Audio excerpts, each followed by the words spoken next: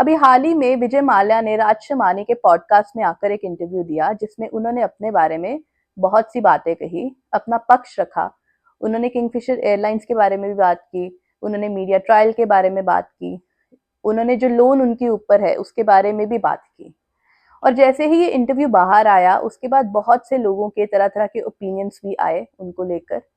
मुझे ऐसा लगता है कि किसी भी बात की तह तक जाने से पहले ये जानना बहुत जरूरी है कि एक्चुअली में उस टाइम पर हुआ क्या था। ये वीडियो मैं आपके लिए थोड़ा लेट लेके आ रही हूँ क्योंकि इसमें बहुत सी रिसर्च चाहिए थी। मैं नहीं चाहती थी कि किसी भी तरीके की फॉल्स इन्फॉर्मेशन या मिस इन्फॉर्मेशन मेरी तरफ से आपको जाए। तो आइए बात करते हैं विजय माल्या की किंगफिशर एयरलाइन की और पूरा सीक्वेंस समझते हैं कि एक्चुअली में क्या हुआ था और कैसे किंगफिशर एयरलाइंस जो है वो लॉसेस में गई।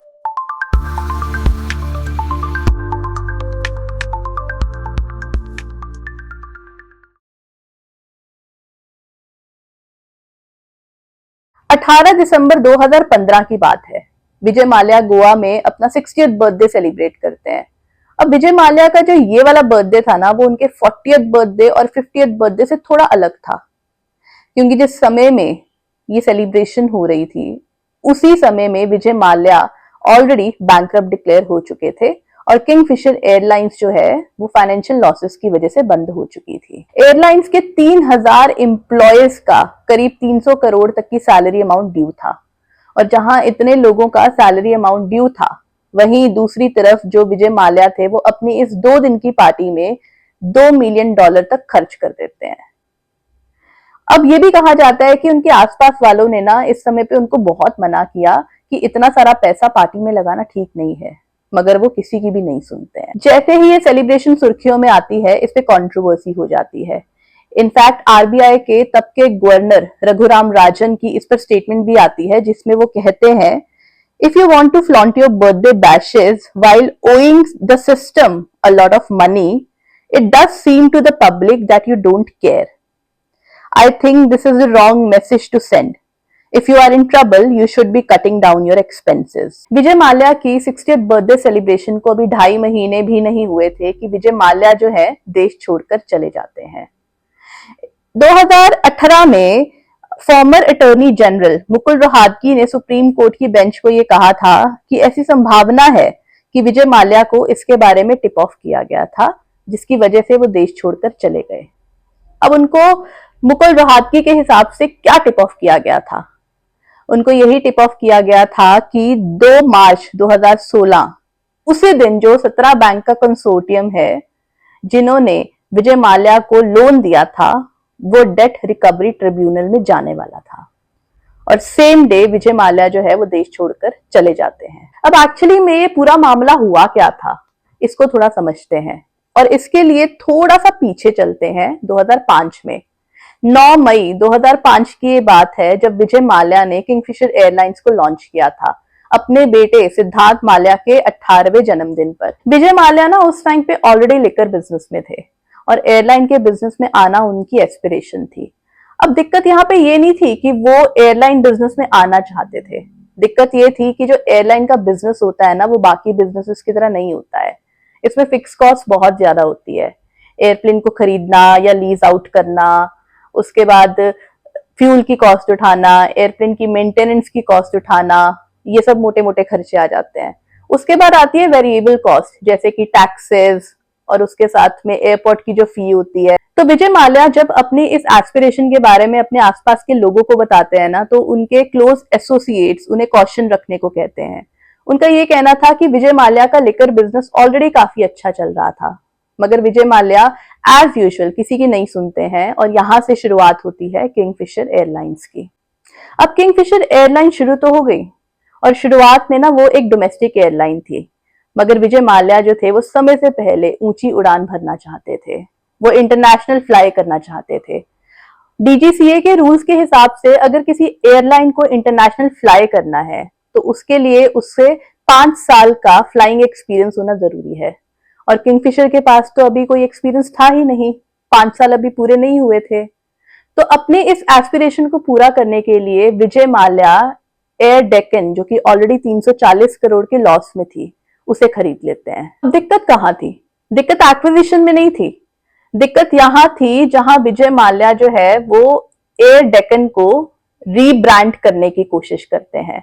सो बेसिकली जो एयर डेक्कन थी वो एक लो कॉस्ट कैरियर थी, और जो किंगफिशर थी वो एक फुल सर्विस एयरलाइन थी जो कि फर्स्ट क्लास सर्विस देने में बिलीव करती थी और कॉस्ट कटिंग में बिल्कुल भी यकीन नहीं करती थी। विजय माल्या एयर डेक्कन को किंगफिशर की फैमिली में ऐड करने के लिए उसे पूरी तरीके से रीब्रांड कर देते हैं और उसका नाम किंगफिशर रेड रख दिया जाता है। रीब्रांडिंग तो हो गई, मगर इससे ये हुआ कि लोगों को किंगफिशर एयरलाइन और किंगफिशर रेड के बीच का जो अंतर था वो दिखना बंद हो गया, क्योंकि अब ये दोनों एयरलाइंस जो थी वो एक ही तरह की दिखती थी और एक ही तरह की सर्विसेज प्रोवाइड करती थी।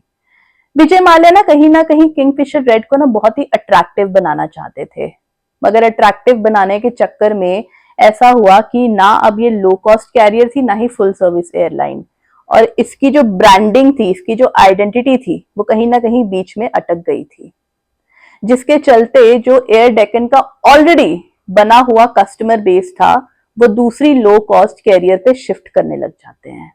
अब चलते हैं 2008 में, जहां पूरी दुनिया को ग्लोबल रिसेशन का सामना करना पड़ा था। जहां पूरी दुनिया इस रिसेशन की वजह से रुक गई थी, वहां जो एयरलाइन के फ्यूल के प्राइसेस है वो हाई हो गए थे। यही वो टाइम है, यही वो समय है जब किंगफिशर एयरलाइंस जो है वो धीरे धीरे लॉस में जाने लगी। वो इतने ज्यादा लॉस में चली गई थी कि जो एयरक्राफ्ट किंगफिशर एयरलाइन ने लीज पर लिए थे, उनके रेंटल्स ना पे करने पर उन्हें 32 एयरक्राफ्ट जो है वो वापस करने पड़े थे। ग्लोबल रिसेशन जाता है और किंगफिशर एयरलाइन किसी तरीके से सरवाइव करती है, मगर 28 सितंबर 2011 को विजय माल्या ये अनाउंस कर देते हैं कि किंगफिशर रेड के ऑपरेशंस को टर्मिनेट किया जा रहा है। अक्टूबर 2012 में एयरलाइन जो है वो पूरी तरीके से फ्लाई करना बंद कर देती है। नवंबर 2015 में एसबीआई जो है वो विजय माल्या, किंगफिशर एयरलाइन और यूनाइटेड ब्रूअरीज को बिलफुल डिफॉल्टर डिक्लेयर कर देती है। किंगफिशर की बैंक्रप्सी के 4 साल के बाद 18 बैंक का कंसोर्टियम डेट रिकवरी ट्रिब्यूनल में जाने का फैसला करता है, और जैसे कि मैंने आपको वीडियो के शुरू में बताया कि यह वही दिन है जिस दिन विजय माल्या देश छोड़कर चले जाते हैं। ऐसा भी कहा जाता है कि जिस दिन बैंक्स जो है वो कोर्ट में गए थे, उस समय मीनवाइल विजय माल्या ने अपने बच्चों को $40 मिलियन जो है वो as a gift deed transfer किए थे।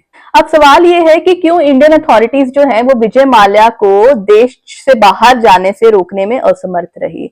इसमें इंपॉर्टेंट बात यह है कि अक्टूबर 16, 2015 को विजय माल्या के खिलाफ लुकआउट नोटिस जारी किया गया था, जिसमें यह कहा गया था कि अगर विजय माल्या देश छोड़ने की कोशिश करते हैं तो उन्हें रोका जाएगा।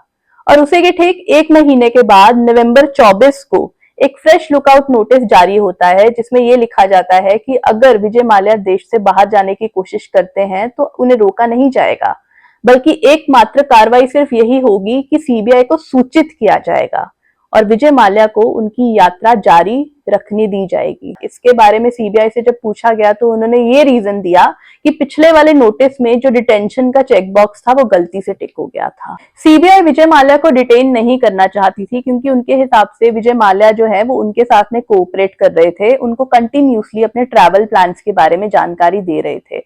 अब नवंबर का ट्रैवल खत्म होता है, दिसंबर आता है। दिसंबर में फिर से विजय माल्या जो है एक फॉरेन ट्रिप करते हैं, जहां पे वो सीबीआई को लूप में रखते हैं, मगर इसके आगे वाले ट्रिप में वो सीबीआई को लूप में नहीं रखते हैं, क्योंकि सीबीआई का ये कहना है कि जब वो आखिरी बार देश से बाहर गए थे, देश छोड़कर गए थे, तो उसकी जानकारी उन्होंने सीबीआई को नहीं दी थी। विजय माल्या की देश से बाहर जाने की खबर जब मीडिया में आती है तो इसके बाद विजय माल्या अपने ट्विटर हैंडल से एक ट्वीट करते हैं, जिसमें वो ये कहते हैं कि मैं एक इंटरनेशनल बिजनेसमैन हूँ, मुझे अक्सर भारत से बाहर आना जाना पड़ता है, मैं भारत से भागा नहीं हूँ और ना ही मैं भगौड़ा हूँ।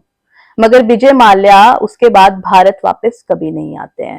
10 मार्च 2016 को ये रिपोर्ट आती है कि जो किंगफिशर एयरलाइन है उसने अपने 3000 एम्प्लॉयज की 300 करोड़ तक की सैलरी अभी तक नहीं दी थी, और यहाँ तक कि जो एम्प्लॉयज हैं उनको इनकम टैक्स से नोटिस तक आना शुरू हो गए थे।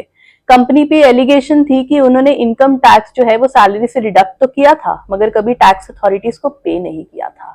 30 मार्च 2016 को विजय माल्या बैंक्स के लोन के 4,000 करोड़ रुपए पे करने का प्रपोजल देते हैं, मगर बैंक उसे इस ग्राउंड पे रिजेक्ट कर देता है कि विजय माल्या सबसे पहले अपने सारे एसेट्स कोर्ट में शो करे और साथ में कोर्ट में फिजिकली प्रेजेंट होकर अपने बोनाफाइड्स यानी कि अपनी सीरियसनेस को शो करें। जब बैंक से पूछा गया कि उन्होंने विजय माल्या को इतना बड़ा लोन क्यों दिया, तो उसके जवाब में बैंक्स ने कहा कि कंपनी की ब्रांड वैल्यू को देखकर। और इसी के साथ साथ जिस दिन बैंक्स जो हैं वो विजय माल्या के इस प्रपोजल को रिजेक्ट करते हैं, उससे बिल्कुल अगले ही दिन विजय माल्या का नाम जो है वो पनामा पेपर्स में भी पाया जाता है। विजय माल्या के खिलाफ सबसे पहला अरेस्ट वारंट उनके देश छोड़कर जाने के 1.5 महीने बाद इशू किया गया। 18 अप्रैल 2016 को ईडी के द्वारा फाइल की गई एक पिटीशन के बेसिस पर स्पेशल कोर्ट ने विजय माल्या के खिलाफ नॉन बेलेबल वारंट इशू किया। उनके देश छोड़ने के बाद भारत जो है उनके एक्स्ट्राडिशन के लिए प्ली फाइल करता है। अब ये एक्स्ट्राडिशन क्या है, इसको थोड़ा सा समझते हैं। बेसिकली जो इंटरनेशनल लॉ है उसके हिसाब से एक्स्ट्राडिशन एक डिप्लोमेटिक प्रोसेस है जिसमें कि एक कंट्री दूसरी कंट्री से अपने फ्यूजिटिव या क्रिमिनल की कस्टडी मांगती है। भारत में हमारी 42 कंट्रीज के साथ जो है एक्स्ट्राडिशन ट्रीटी साइंड है और ये सारा का सारा जो प्रोसेस है वो इंडियन एक्स्ट्राडिशन एक्ट 1962 के अंडर आता है। जुलाई 2019 में विजय माल्या को ये परमिशन दी गई कि वो लंदन हाई कोर्ट में अपने एक्स्ट्राडिशन के खिलाफ अपील कर सकते हैं और 2020 में लंदन हाई कोर्ट ने उनकी एक्स्ट्राडिशन की जो प्ली है उसको रिजेक्ट कर दिया। आज की हम बात करें तो विजय माल्या ने राज शमानी के पॉडकास्ट में रिवील किया है कि ईडी ने उनसे 14,131 करोड़ प्रॉपर्टीज के फॉर्म में रिकवर किए हैं।